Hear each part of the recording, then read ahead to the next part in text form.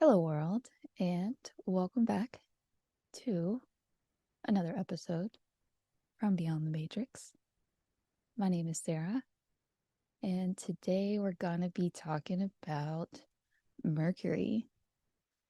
So, I want to start by reading from Chris Brennan's Hellenistic Astrology, the study of fate and fortune. So, I'm going to read about the significations of Mercury according to Vedic Valens, an ancient astrologer. Mercury, Hermes, the twinkling one. The star of Mercury signifies education, writings, disputation, speech, brotherhood, interpretation, the office of herald, numbers, calculations, geometry, commerce, youth, play, theft, community, messages, service, profit, discoveries, following, contest, wrestling, declamation, sealing, sending messages, weighing, suspense, testing, hearing, versatility. He is the bestower of critical thinking and judgment, lord of brothers and of younger children, and author of all things pertaining to the market and the craft of banking. Properly speaking, he makes temple builders, modelers, sculptors, doctors, lawyers, orators, philosophers, architects, musicians, diviners, sacrificers, augurs, dream interpreters, raiders, weavers, those who are methodical, and those who are in charge of managing wars or strategic actions, and those who utilize paradoxes and craftiness in calculations or false reasoning.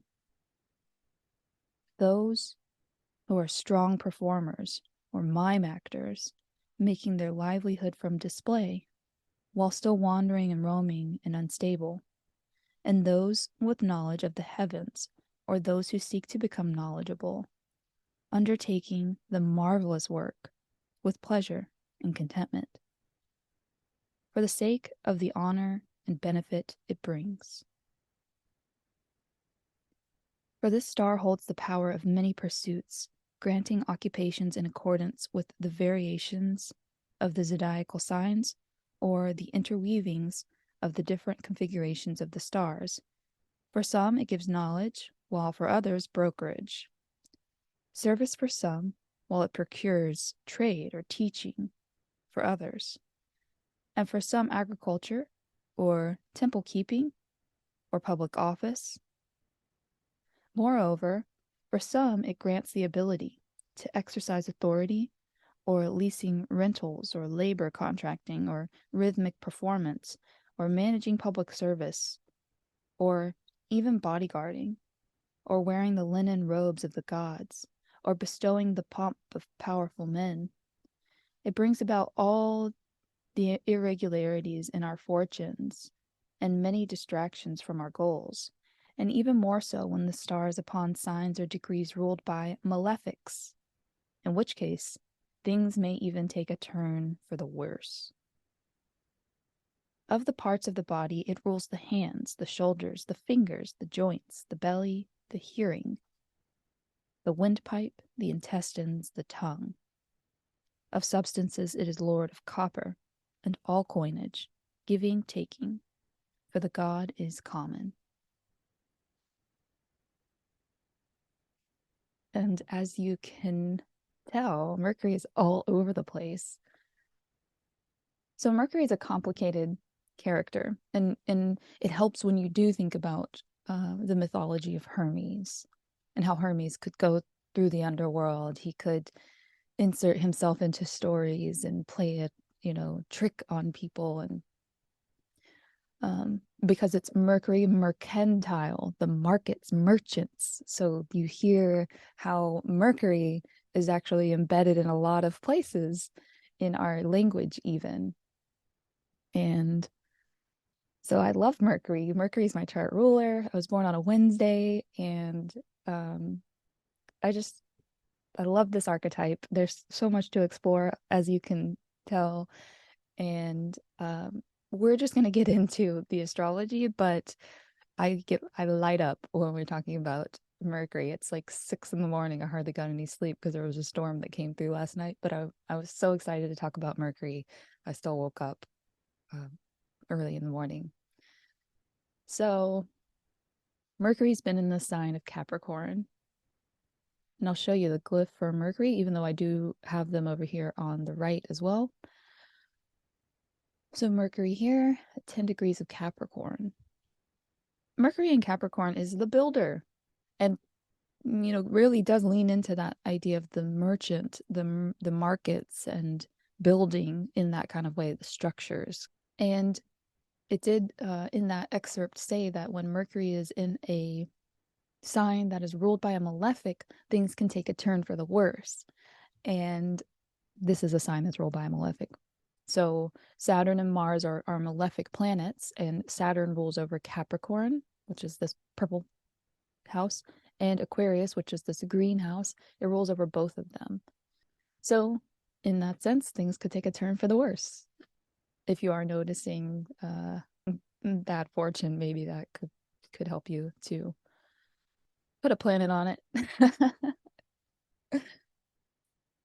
Mercury has turned direct and has moved 2 degrees since doing so. It is now at 10 degrees of Capricorn. So we were talking yesterday about this aspect, this quincunx between Mercury and Mars. Mars over here in Mercury's house, chilling, literally feet up, because Mars was retrograde as well and spent about 3.5 to 4 weeks at 8 degrees of Gemini, and has now finally moved a degree to 9 degrees of Gemini, but not moving very quickly, picking up speed very slowly. In fact, Mercury is going to leave this aspect before Mars even moves to 10 degrees. Mercury will be far along. And that's what Mercury does. Mercury zips along, usually, unless slowing down to retrograde. But being associated with the god Hermes, Mercury can be anywhere and can be any character and is versatile and quick. Yeah, I love Mercury, obviously. I can't say enough about Mercury. Okay. Well, Mercury in this earth sign that's building something. So this is some area of your life where this perhaps is coming up. I read yesterday from Renn Butler's The Archetypal Universe. Probably going to stick on Renn Butler's The Archetypal Universe, not to read the whole book online, but just for this week, going through all the planets. Now, I don't want to read the same thing that I read yesterday. So Mercury, Mars here in this inconjunct. If you don't watch the video from yesterday, an inconjunct is an itch you can't scratch. It feels like something is uncomfortable. There is some sort of tension between Mercury and Mars. Mars being this planet that's about our energy, how we move about in the world, and it can be passion or it can be aggression. So it's that kind of energy that can go either way. Where Mercury is this planet that's about our communication and how we move about as far as subject-object relationship. So I have a thought, I want to go there. Or I'm speaking to you, this is a subject-object connection. So it's communication. It's about communication and all the other things that I read about. But I'm going to read from the arts to describe Mercury and Mars kind of in an artistic way. And so this excerpt will describe the energy. And again, with this series, I'm trying to explain this energy thing, whatever energy is. So, Renn Butler says about Mercury and Mars in the arts: protest songs, fierce or pointed lyrics, high volume. In cinema, aggressive humor, wisecracks and insults, comedy of sports. A gift for coining concise, memorable expressions, one-liners, actors who resonate with outspoken, straight-shooting, opinionated, headstrong, smart-ass, sarcastic, or mocking characters. A loud voice, fast speech. So that is what it's like for Mercury and Mars to come together. That kind of describes the archetypes. And Mercury is going to be in this aspect today. And by tomorrow, Mercury will be squaring the moon, but the moon also moves very quickly, so it's out of there in a flash. The moon's also going to move through a trine with Mercury, so I'm going to read about Mercury and the moon in just a moment. By Friday, Mercury is going to begin moving into a trine also with Uranus. And it's within the 3-degree orb that we would call a true aspect. So generally speaking, astrologers like for the aspect to be within 3 degrees. And here, since Mercury is at 12 degrees, Uranus is at 14 degrees, they are in a trine. Trines feel very natural. Trines feel like everything just fell into place. So when there's a trine aspect, it's really nice. And with Mercury and Uranus, I always think of epiphany or insight, because a lot of modern astrologers will say that Uranus is like the higher frequency of Mercury. I'm going to read about Mercury and Uranus, which will perfect, as they say, right as the moon is moving through as well. I'm going to get it to the exact.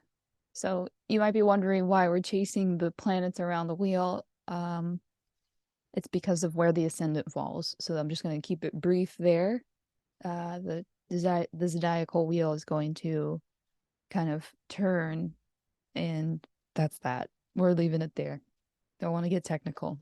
Here we have everybody, Mercury here, the moon, of course, and Uranus in a trine with one another. So this is a really nice aspect. It's going to perfect on Saturday, and there's going to be a lead up to it, but this is when it perfects on Saturday. So this is kind of like the culminating point of the energy, you could say. So I'm going to read from Mercury with Uranus, and then we'll add in the moon. So from Mercury and Uranus, I think I'm going to read from characters and themes, since this is such a big aspect. Mercury's relatively quiet, it seems, for the rest of the days leading up to this. So I'm going to read this pretty big section about character and themes about Mercury and Uranus. So it says, cravings for mental novelty and stimulation, exciting interest and curiosity, a love of hobbies, games, and puzzles, sudden flashes of thought, qualities of intellectual independence, originality and inventiveness. Quote, we can no longer ignore that voice within women that says, I want something more than my husband and my children and my home. Betty Friedman. Flexibility and openness to new ideals, reason and foresight, perception of higher truths, a belief in the rational intelligibility of the world, light of the active intellect, sudden liberation of the mind or senses, exciting intellectual breakthroughs, insights and awakenings, vision and inspiration, moments of genius, Promethean ecstasy. Quote, then I felt like some watcher of the skies when a new planet swims into his ken. Keats. A highly stimulated nervous system, The ideals of freedom of speech, freedom of the press, articulations of the path to freedom, declaration of independence, ongoing surprises and anomalies, unexpected information, unlikely synchronicities, knowing what people are going to say before they say it, thinking about someone just before they call, sudden travel, the miracle of language, fascination with words, the act of naming, the observation that writing about an archetype opens a channel to that archetype. A talent for electronics and mathematics, esoteric science, numerology, the information superhighway, gifts of intellectual playfulness, wordplay and verbal flair, humor and comedy, described as an idea running counter to another idea. So that's Mercury and Uranus together. And when we add in the moon, there's significations get juicy here. Renn Butler writes, impulses toward mental and emotional independence, unusual gifts of human intuition and insight, an enjoyment of games, puzzles, and novelty in one's home, a stimulating daily routine. In the shadow, a potential for manic restlessness, nervous emotional tensions, mental and emotional impulsiveness, random quirky utterings while having occasional comic moments. So throw in the moon and her emotions and things get wild. And that perfects on Saturday, so just, I like to open up space to receive that insight, to get the message that Uranus and Mercury bring in. And the thing is, the reason you have to open up space is because it's going to be shocking or enlightening. It could be an awakening. And by the time the moon rolls in, it could get a bit emotional, good or bad.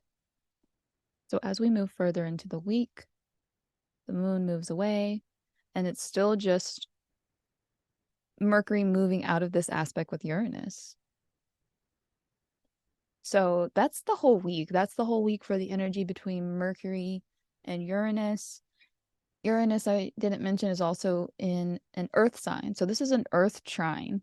And that's the thing about trines, why they feel so effortless, is because they're of the same element. So Uranus has been in Taurus for a long time now. I don't know since when, but a long time, years. No, a couple of years, because Uranus has been in this great conflict with Saturn, which has been about restriction versus freedom. And Uranus is on the freedom side of that discussion or argument. So Uranus wants to break free from the constraints, from the confines, from they get this myth backwards, but from the boundaries of his father's realm, you could say. And it's interesting because Uranus has been in this earth sign that's very steady, Taurus. Taurus doesn't like change too much. So this has been like earthquake energy, earth shaking energy, revelatory. And so depending on where these planets are placed in your chart, it's going to describe what this, insight, this epiphany, this new way of doing things, new way of approaching something. And being that Mercury is also associated with youth and play, it seems like, youth and play and something new. So something innovative here for these earth signs, for this earth trine, for the earth energy in your chart. Some great epiphany is coming in this week. So be looking out for the message. And that's the thing, is like, sometimes you have to look for the message and then it comes to you in a flash. You have to open your perception. You have to take off the glasses that you normally wear and see the world from a different perspective. But I will say, since this is a trine, it's going to be effortless. It should just come in a flash, and you just have to be in the right mindset to receive that message. So I hope that this helps you with that. I hope that discussing Mercury will help to find that message. And that's all I have for today. So tomorrow I'm going to be back to talk about Thor, Jupiter, Zeus, the king of the gods. Jupiter. So, I'll see you in the next video.